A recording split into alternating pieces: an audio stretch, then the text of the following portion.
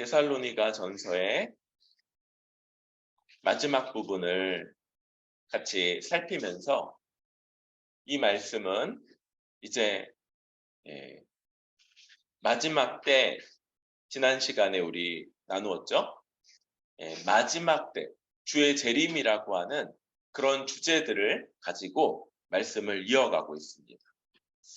주의 재림을 앞두고 근면하고 성실하게 일상의 일들을 감당해야 된다는 권면에 이어서 지난 시간 주의 재림이 영접과 강림 그리고 우리가 위로 들려 올린다는 이런 내용들이 있지만 그러나 그것은 두려워하고 또 여러 가지 이야기들로 헛된 것들이 아니라 그것은 오히려 기대하고 소망하는 것이 마땅한 일들임을 나누었죠.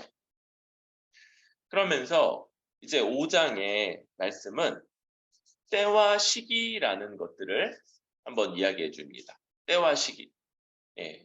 주의 재림의 때, 재림의 시기라고 할 수 있겠죠. 주의 때와 시기. 이게 어떠냐면 한 가지는 아무도 그 때가 언제인지 어느 시기에 올지 알 수 없다는 거. 아무도 알지 못해. 그래서 그 날은 도둑과 같이 이를 것이다. 그렇게 말하고 있죠. 이 도둑같이 온다. 이게 아주 전형적인 표현인데 이것은 그 때를, 그 시기를 아무도 예상하지 못한다는 거. 아무도 예상하거나 그래서 그 준비할 수 없이 그렇게 임하게 된다. 그런데 2절에 보면 그 날을 주의 날 이렇게 부르고 있습니다. 주의 날. 이 주의 날이다. 우리 구약에서 대단히 많이 나오는 표현 중에 하나가 여호와의 날이라고 하는 표현이 있어요. 여호와의 날. 이 여호와의 날에 주의 날은 신약적 표현인 것이죠. 같은 표현이에요. 그런데 이 여호와의 날은 어떤 날인가? 그날은 악인들을 멸하시고 또 자신을 따르는 자들에게 신원하시는 날. 그들의 모든 억울함을 갚아주시기 위해서 주께서 친히 오실 미래적인 때. 이때를 가리키는 아주 전형적인 표현이 여호와의 날이었죠. 우리에게 이 주의 날이 있고 그날이 도둑같이 이를 것이다. 아무도 예상할 수 없고 아무도 준비할 수 없이 이를 것이다. 이것이 이 첫 번째 말씀인 것이죠. 이것에 대해서 이미 사도 바울이 분명하게 알렸고 또 어떤 방식으로도 그 즈음이 되면 이런 일들이 있을 거다. 주님 오실 때 가까워지면 이런 일들이 있을 거다. 이런 것들이 있다고요? 없다고요? 없어요. 그런 것들을 말할 수가 없어요. 오직 뭐만 있냐면 이 초림과 재림 가운데서 주의 날이 분명히 있을 것이다라는 걸 알려주는 것들, 이런 것들은 있어요. 주님이 복음서를 통해서 말씀하신 것처럼 전쟁, 기근, 지진, 이런 대재앙들, 이런 것들이 우리에게 지금이 마지막 때고 주의 재림이 분명히 있을 것이다라는 걸 알려주지만 그러나 그때가 가깝고 몇 년 뒤에 혹은 잠시 뒤에 무슨 일이 있을 거다 이런 것들이 어떤 주의 재림을 임박했음을 나타내는 어떤 것도 있지 않다고 했어요. 그런데 이런 여호와의 날, 주의 날이 분명히 있을 것이고 그게 머지않아 있을 것을 우리에게 알려주는데 그런데 3절 보니까 그들이 평안하다, 안전하다 할 그때에 임신한 여자에게 해산의 고통이 이름과 같이 멸망이 갑자기 그들에게 이를 것이고 결코 피할 수 없을 거다. 이렇게 말하고 있습니다. 평안하다, 안전하다. 지금 이 내용의 한 가지 배경은 구약이라고 그랬죠. 여러분, 구약에서 사람들이 하나님의 선지자들을 압박했어요. 하나님의 선지자들이 하나님의 말씀을 받아서 전해야 됐는데 때로는 왕이, 때로는 백성들이 하나님의 선지자들을 막 압박해. 그래서 자기네들이 원하는 말을 하라고 요구하는데 그게 뭐냐면 바로 이거였어.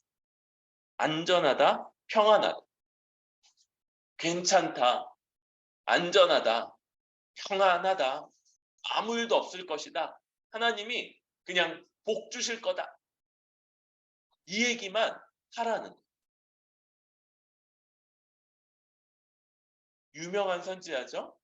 예레미야 때 어떤 일이 있냐면 하나님이 예레미야한테 니네 망할 거다? 니네 큰일 벌어질 거다? 니네 그러니까 차라리 항복해라. 그런데 하나님의 선지자라고 말하는 자칭 타칭 그런 사람들이 많이 있었는데 예레미야 말고 다 이 얘기하는 거예요.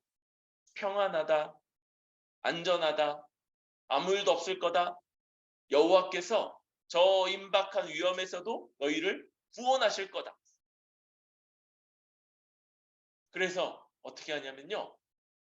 예레미야를 때리고 구덩이. 그런데 보통은 거기 물이 차 있어요. 그래서 거기다가 던져놨는데 그때 가물어서 물이 없어서 예레미야가 그런 죽을 위험에서 살아남아서 뭐 하냐면 계속 말하는. 왜 너만 그러냐? 왜 다 평안하다, 안전하다 이렇게 얘기하는데 너만 그렇게 얘기하냐? 그런데 또 숫자도 괜찮다, 평안하다, 안전하다, 아무 일도 없다, 복 주실 거다 말하는 사람들은 많은 거예요. 많은 거. 그리고 사람들은 뭘 듣기 원한다고요? 그거. 이런 상황에서 예레미야는 너네 큰일 났다. 하나님의 진노와 심판이 임할 거다. 이 얘기를 했어야 됐죠. 이렇게 여호와의 날이 우리 앞에 이를 것을 말하고 그때는 악인들에 대해서는 엄중한 심판이 임하며 하나님의 오직 신실한 자들만이 그때 모든 억울함을 신원받을 것이다. 이렇게 말했던 이 구약의 배경과 함께 또 하나의 배경은 바로 로마 제국이 말하는 것들이 있었어요. 여러분 뭐가 유명해요? 팍스 로마나. 그렇죠? 로마 제국이 그 강대한 제국의 힘으로 평화, 로마에 의한 평화 이런 것들이 유명했죠. 그래서 이 당시에 로마에서 찍어낸 주화들을 보면 팍스 로마나, 팍스 아우구스투스 그래서 황제에 의한 평화 이런 문구가 적혀 있어요. 반대쪽에는 여러 로마의 황제들의 형상이 찍혀 있었죠. 또 이 평화 그리고 안전 이런 것들이 당시에 이 다신론적 사회에서 하나하나의 신으로서 신격화돼서 그게 섬겨지고 그게 로마가 자랑하는 그런 대상이 되었다. 로마 제국, 이 강대한 제국이 있고 거기에 황제를 따르면, 황제가 말하는 것들을 따라 살아가면 평화롭고 안전하다. 전쟁이, 우리를 해야 할 전쟁이 있지 않을 거고, 그리고 너희가 모든 그런 위협으로부터 지켜질 거다. 이런 걸 약속했다는.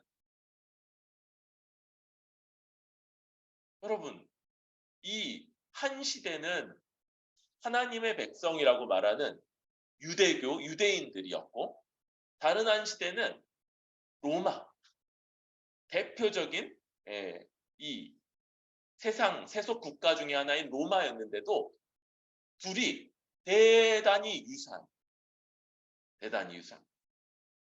그런데 말씀 뭐라고 합니까? 임신한 여자에게 해산의 고통이 이름과 같이. 그럴 때 이 두 가지가 다 있는 것 같아요. 우리는 이제 그런 게 있잖아요. 임신하면 예정일 이런 게 탁 나오죠. 예정일에 아기 낳는 일이 거의 없어요, 여러분.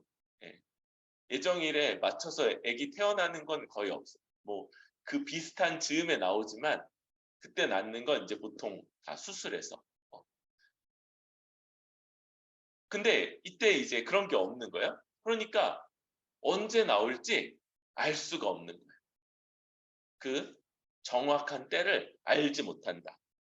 또 하나, 그렇게 해서 임신해서 배가 부르면 하나같이다 아주 고통스러운 해산의 때를 다 겪게 되는 거예요. 그러니까 피할 수 없다는 이 두 가지 이미지가 다 이 임신한 여자에게 해산의 때, 고통스러운 해산의 때가 이른다. 이런 것들을 이제 비유로서 얘기해 주고 있는 거예요. 여러분, 우리는요, 이 땅에 살아가면서 반드시 우리에게 필요한 게 있어요. 그게 바로 이 평화와 안전인 거죠. 이렇게 큰 지진이 최근에, 우리나라는 그렇게 지진이 있어도 그렇게 크지 않았는데, 뭐 중국에서 또 남미에서 엄청난 지진이 있었죠. 그리고 이 지진이 난 다음에 트라우마를 겪는 아이들이 대단히 많다고. 다른 건 몰라도 이것만큼은 안전할 거라고 여겼던 그 땅이 갑자기 꺼지고 그게 요동하고 그러면서 안전하지 않구나. 평화롭지 않구나. 이런 게 아주 깊은 트라우마로 남았다는 거죠.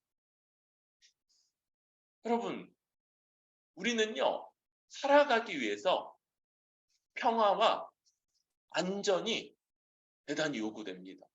여러분, 우리 최근에 이 서현역 그 사건 이후로 역에 가는 것이나 사람들이 많은 데 가는 것, 아니 아주 그냥 일반적인 곳에서도 거기서 우리의 안전을 보장받지 못한다는 생각이 들 때 저 자신도 이렇게 지하철역에서 뒤에 누가 있는데 대단히 신경이 쓰이고 또 두렵고 이런 것들을 느꼈던 거예요. 우리에게 평화와 안전이 요구되는데 그런데 이 세상은 어떠냐면요. 그것을 약속한다는 거예요. 괜찮다. 이 땅 평화로울 거다. 우리 안전할 거다. 이걸 약속하는 세상이라. 실제로 그렇습니까? 아니, 벌어지는 일들 가운데 그렇지 않은데. 우리 어때요? 지난 몇 년 그 온 세계가 끔찍하게 고통을 알았던 그 코로나를 지난 게 얼마 지나지 않았습니다. 그런데도 우리는 막연하게 어떤 생각들을 빠지냐면 평화롭다. 아니 지금 저 우크라이나에서 여전히 전쟁이 지금 벌어지고 있고 이미 1년이 훨씬 넘은 그 전쟁이 여전히 언제 끝날지 알지 못한 채 펼쳐지고 있고, 그런데도 평화롭다, 안전하다, 이런 것들이 이 세상이 우리에게 약속하고 있는 그런 말.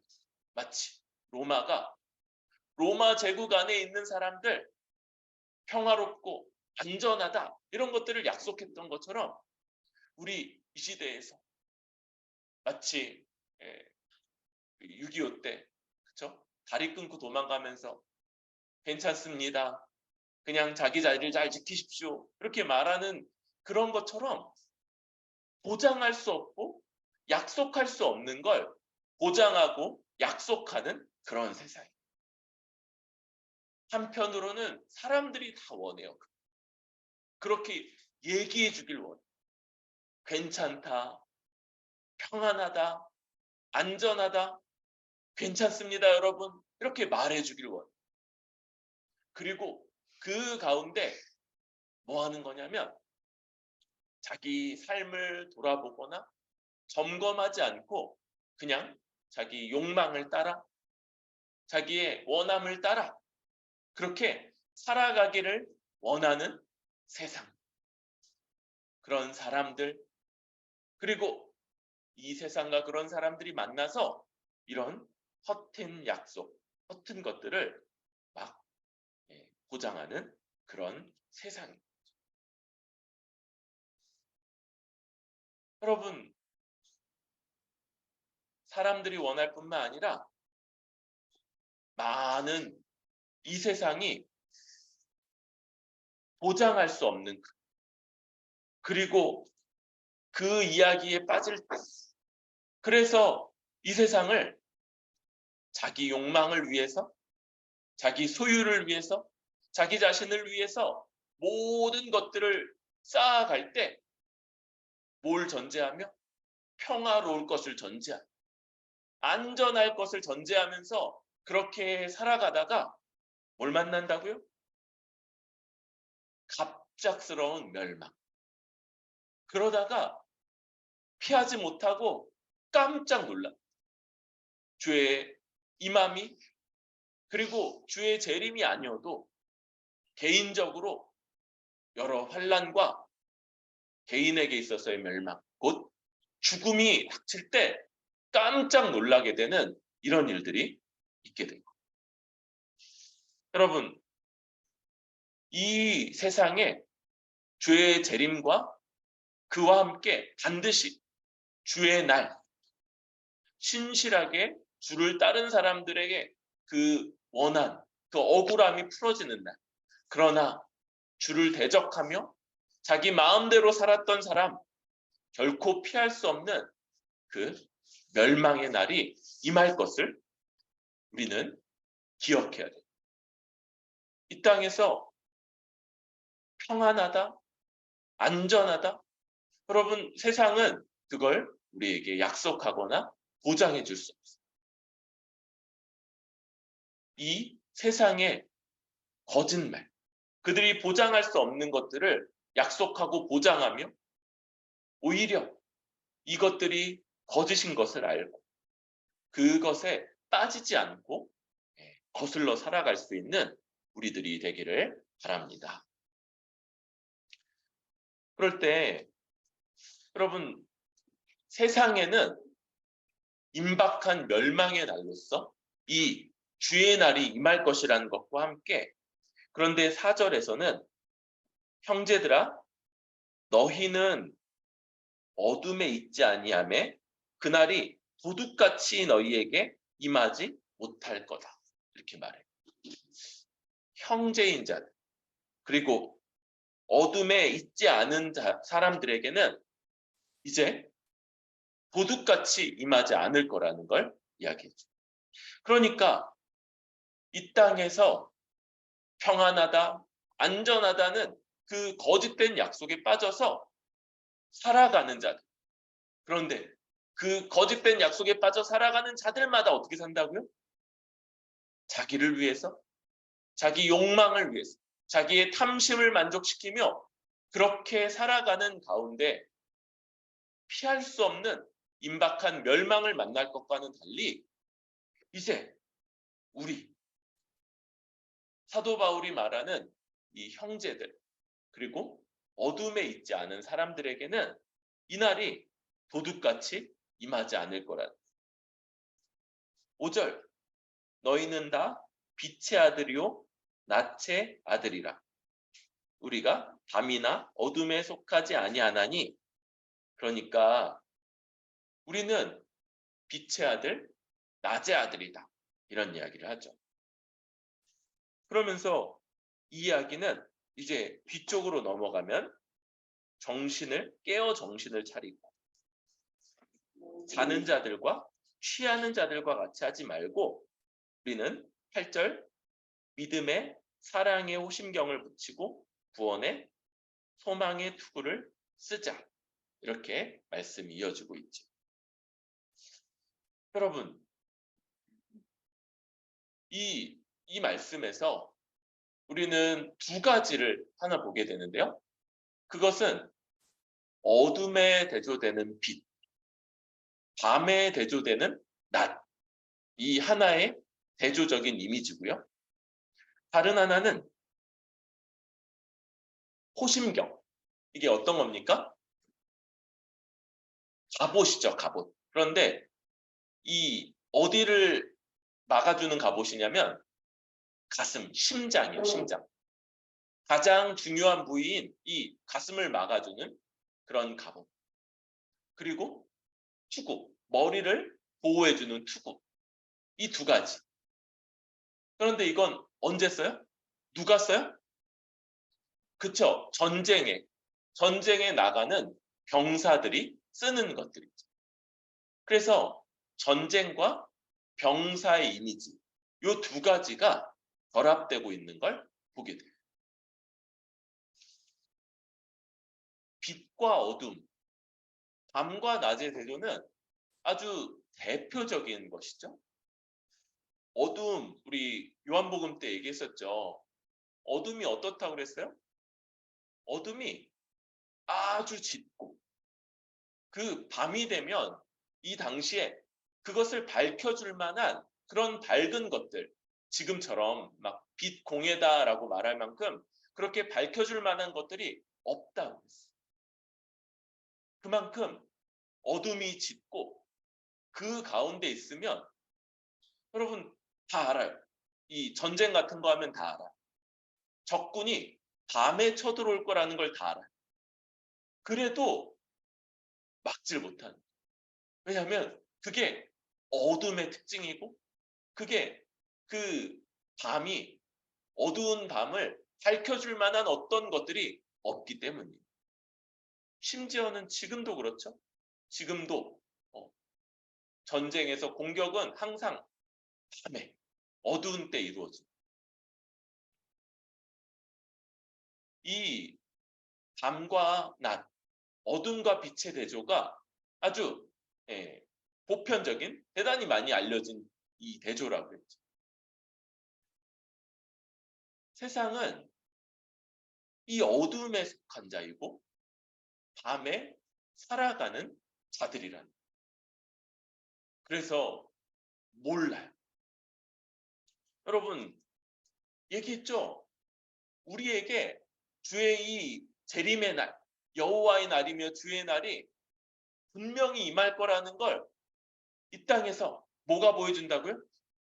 전쟁이, 기근이, 지진이, 대재앙들이 우리 여러분 매해마다 있어요. 이런 일들. 전 지구적으로, 전 세계적으로 몇 년간이나 벌어졌던 일이 얼마 전이었고 올해도 이런 사건 사고들로 인해서 우리가 평안하지만 안전하지만 않다는 걸 보여주는 이 많은 일들이 있으며 그게 주의 날이 있을 것을 보여주는데도 세상은 깨닫지 못합니다. 그러면서 잠시 뒤에 또다시 평안하다, 안전하다. 그러니까 네가 원하는 대로 네가 갖기 원하는 것을 위해서 살아가라 이러고 있는 거예요. 그런데 말씀은 우리에게 너희는 어둠에 있지 아니한 자고 빛의 아들이고 낫의 아들이라. 낮에는 도둑질할 엄두를 못 내는, 그 밝은 낮에는 뻔히 모든 게 보이기 때문에 도둑이 활동하지 않습니다. 그 좋은, 도둑질하기 좋은 밤을 놔두고 낮에 도둑질하는 사람은 없습니다. 우리는 빛의 아들, 낮의 아들이라 이렇게 말하죠. 여러분, 이 아들이라는 표현은 유대교에서 되게 많이 쓰는 표현이죠. 그럴 때 우레의 아들, 그럼 뭡니까? 성격이 아주 막 우레 같은, 구르릉 꽝, 아주 급하고 또 화를 잘 내는 사람. 반대로 좋은 것도 있죠. 위로의 아들, 바나바, 뭡니까? 그 사람을 보면, 그 사람과 함께하면 위로를 받고 격려를 받고 힘을 얻는 그런 사람이죠. 이렇게 모모의 아들 그러면 그 모모의 특성을 가진 사람, 이런 모습. 우리를 빛의 아들이고 낮의 아들이다 이렇게 말하는데, 여러분 어떻게 우리가 그렇습니까?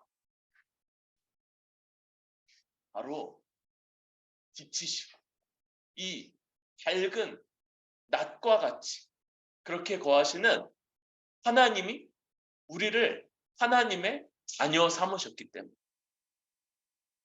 우리는 이제 구원받은 백성으로서 하나님의 빛 대신 하나님의 특성을 함께 부여받은 자. 예전에 우리도 어둠이었죠.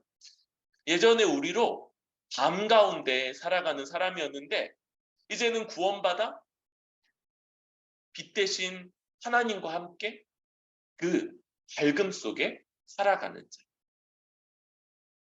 그래서 먼저 우리가 기억해야 될 것은 우리는 이제 빛의 아들이고 낮의 아들이다라는 새로운 정체성을 받았다. 요 새로운 정체성을 받았다는 것을 먼저 믿고 기억해야 되겠죠. 성경이 우리에게 말해주는 이 삶과 행동의 원리는 존재가 행위를 규정한다.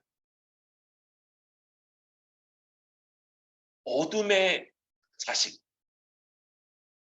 밤의 자식은 아무리 깨어 있으려고 해도 그렇게 살아갈 수가 없어요. 우리도 예전에 그랬죠? 우리도 예전에 죄 가운데, 죄의 지배 가운데 살아갈 때 우리는 죄 짓는 것을 당연하게 여기고 또 때때로 좀 선하게 살아보려고 애써도 그렇게 살아갈 수 없었어요. 그게 어둠 가운데, 죄 가운데, 밤에 사는 사람의 특징이죠. 우리도 그런 사람이었는데 하나님이 우리를 구원하셔서 이제 빛의 아들, 낮의 아들 되게 하십니다. 이것은 우리의 윤리적인 모습의 변화이기 이전에, 우리의 행실의 변화이기 이전에 먼저 하나님이 만들어주신 우리의 존재의 변화이고 먼저 이것을 믿어야 되죠. 그래서 우리는 윤리적으로, 도덕적으로 행실의 변화가 이루어지기, 완성되기에 앞서서 먼저 존재가 변화돼서 우리는 어떤 사람이냐면 빛의 아들인데 뭐 한다고 그랬어요? 어둠도 여전히 있어요. 의인인데 죄도 지어요. 그래서 루터가 그랬다고 그랬죠? 신자는 의인이며 죄인이다. 그런데 뭐가 먼저예요? 의인인 것. 하나님이 우리에게 구원하시며 부여하신 이 새 정체성이 먼저 중요합니다. 왜요? 만약 여전히 죄인이면 의를 행하는 건 불가능합니다. 그런데 우리는 하나님이 먼저 믿는 자, 의인 되게 하시고, 빛의 아들 되게 하시고, 이 정체성을 가진 자들이 종종 어둠에 속한 자처럼 살지, 종종 죄도 범하지만, 그러나 오직 그 정체성을 가진 자만 의롭게 행할 수 있기 때문입니다. 그래서 우리가 죄 지은 것들을 주 앞에 회개하는 거고요. 주 앞에 고백하고 죄 용서를 구하는 거고, 그리고 그런 우리에게 종종 의의 열매들도 맺히는 거예요. 그러면 뭐예요? 하나님 보십시오. 진짜 하나님이 의의 자녀, 빛의 자녀, 낮에 아들 삼아주신 그 열매가 이렇게 나타났습니다. 주님 감사합니다. 이렇게 주께 감사하는 것이죠. 우리가 먼저 기억해야 되는 건 하나님이 우리를 빛의 아들, 낮의 아들 되게 하셨다. 그래서 이제 우리에게는 이전의 삶이 합당하지 않고 그런 사람으로서 6절 이제 다른 이들과 같이 자지 말고 이 자는 것 어둠 가운데 있는 자 밤에 살아가는 자의 특징이죠. 그런데 깨어있고 정신을 차려야 돼요. 깨어서 정신을 차리는 것 그걸 지금 자연스럽게 뭐하고 연결시키는 거냐면 8절에 이 전쟁에 나가는 병사의 이미지로 연결을 시키는 거예요. 그러니까 여러분 지금 뭐가 대조가 되어 있는 거냐면요. 3절에 저 세상의 거짓말 로마에 속한 자들이여 팍스 로마나 너희는 전쟁이 없는 평화가 있을 거다. 너희 안전할 거다. 너희를 해야 할 것들이 없을 거다. 이렇게 말하는 그런 사람들 가운데 우리는 깨어있죠? 이제 우리에게 뭐가 있음을 보여줘요? 여전히 끝나지 않은 전쟁이 아직 끝나지 않았음을 우리는 기억하며 이 땅에서 살아가는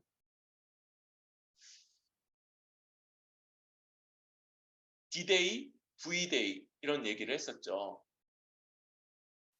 노르망디 상륙작전 2차 세계대전 때 노르망디 상륙작전을 배경으로 하고 있는 표현이라고 했어요. 여러분 이미 이 유럽 지역에서 독일의 이 패망이 아주 가까워졌어요. 그런데 그 결정타를 날린 게 바로 노르망디 상륙작전이었고 이 동부 쪽에서 쳐들어오고 있는 이 소련군과 이 반대편 서쪽에서 노르망디에 상륙하면서 연합군이 새로운 전선이 하나 딱 펼쳐지면서 안 그래도 져가던 이 독일 제국의 운명이 이미 결정이 났어. 그런데 전쟁이 끝난 건 그로부터 몇 달이나 지나서고 그 사이에는 아주 치열한 전투가 벌어졌고 끝까지 저항했으며 결국 패망을 인정하기까지 긴 시간 또 많은 희생이 있었어요. 이 전쟁의 끝은 분명히 있어요. 그리고 그때 승리가 있을 것을 우리가 알지만 여전히 이 땅 가운데는 거짓된 약속처럼 평안할 거다. 안전할 거다. 그러니까 그 뒤에 숨어져 있는 말은 뭐라고? 니네 욕망대로, 너네 탐심대로, 너네 마음대로 살아라. 아니, 우리 마음대로 살게끔 안전하다 해주세요. 평안하다 해주세요. 복 주신다 해주세요. 여기에 속지 말고 전쟁, 아직 전투가 끝나지 않아. 우리를 넘어뜨리고자 하는 이 악한 자가 여전히 활동하고 있으며 여전히 교회는 세상 나라와 충돌하고 있는 중이라는 걸 기억하는 것, 그러면서 합당하게 사는 것, 이것이 바로 깨어서 살아가는 빛의 아들, 낮의 아들다운 삶이고, 그 모습을 이제 8절에서는 믿음과 사랑의 호심경, 그리고 구원의 소망의 투구로서 이야기합니다. 여러분, 여기서 우리에게 익숙한 이 세 가지 표현이 다 나오죠? 믿음, 사랑, 소망. 그렇죠?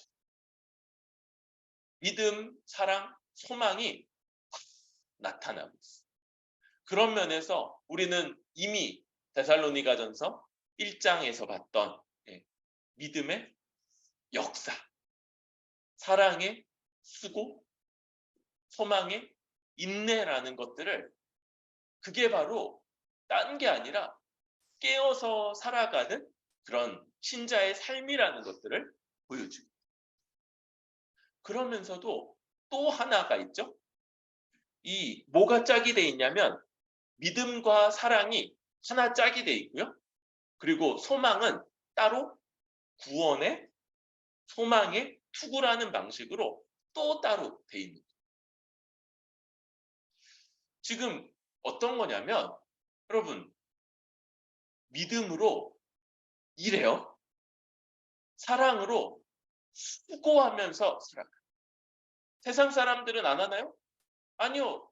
여러분, 이 세상이 평안하다, 안전하다 여기는 사람들도 열심히 일하고요. 수고하면서 살아가요. 그런데 뭐가 다릅니까?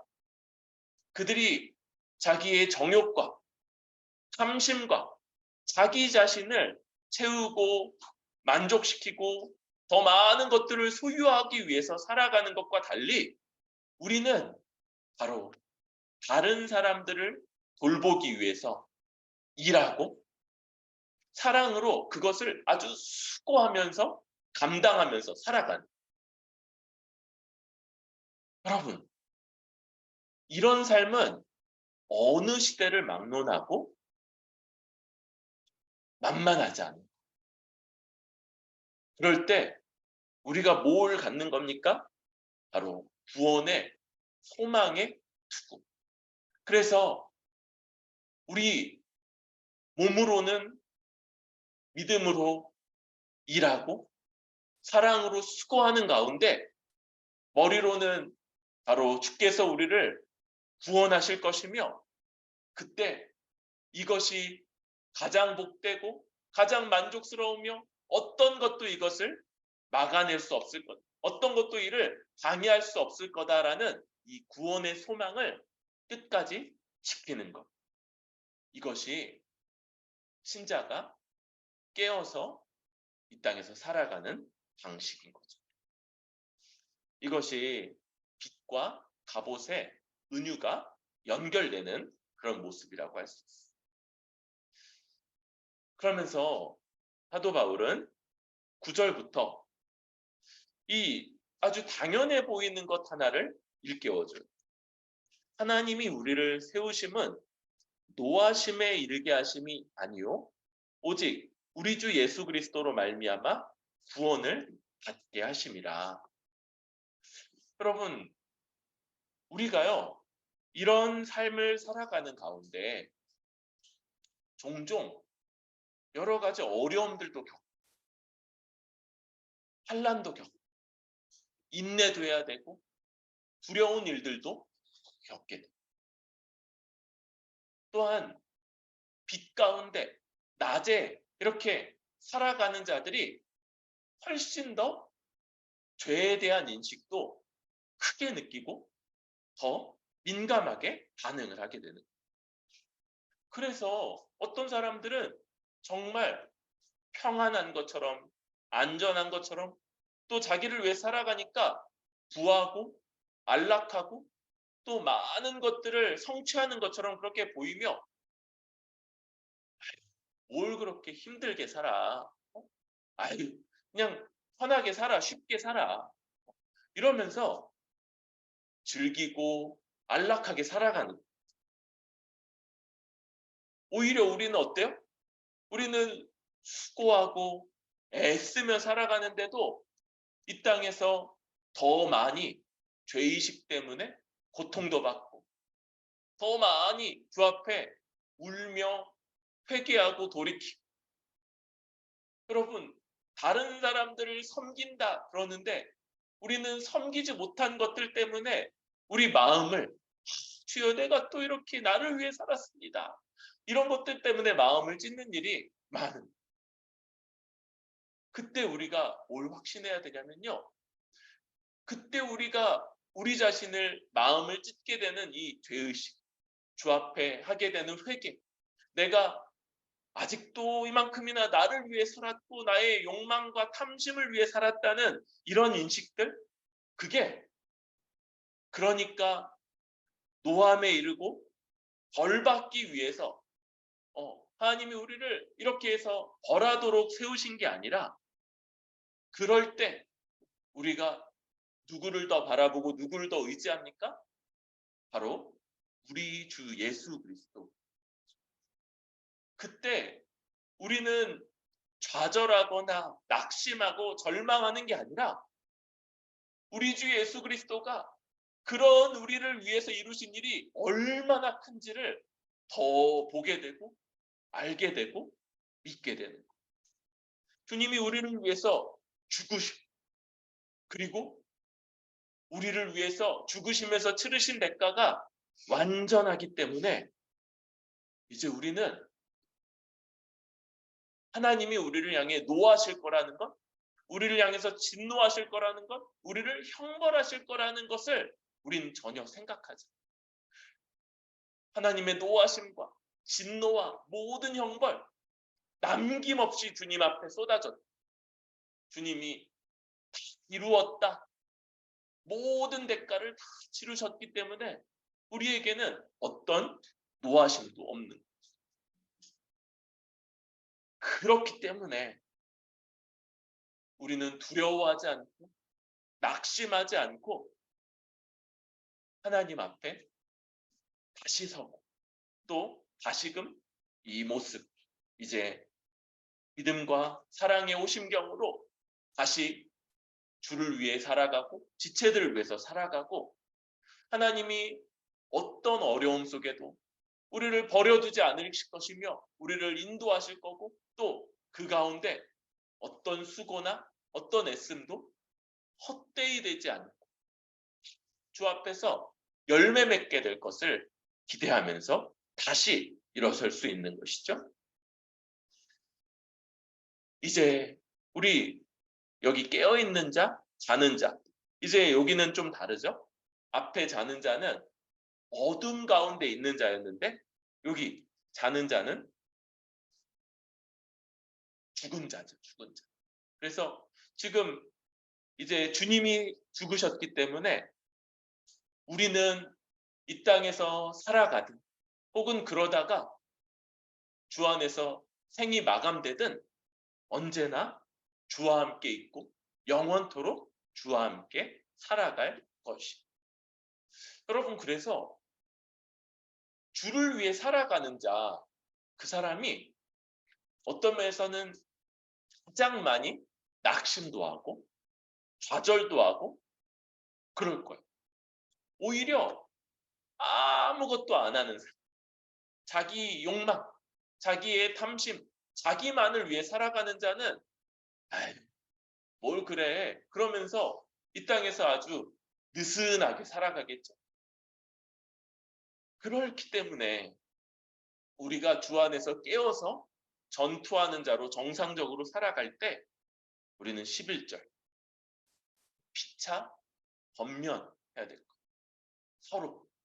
서로가 서로에게 이렇게 살아가는 게 마땅하다, 평안하다, 안전하다 말하며 자기 욕망을 만족시키며 그렇게 살아가는 이 세상과 다르게 살아가는 것, 그래서 깨어서 전투하는 자로 살아가고 가장 많이 상처받는, 가장 많이 넘어지고 가장 많이 죄인됨을 깨달아서 주 앞에서 마음을 찢으며 회개하게 되는 것, 그때 잘한다, 괜찮다, 주 앞에서 얼마든지 우리를 위한 모든 대가가 지불됐기 때문에 그렇게 사는 게 맞다, 이렇게 서로 권면하고 또 덕을 세우는 거죠.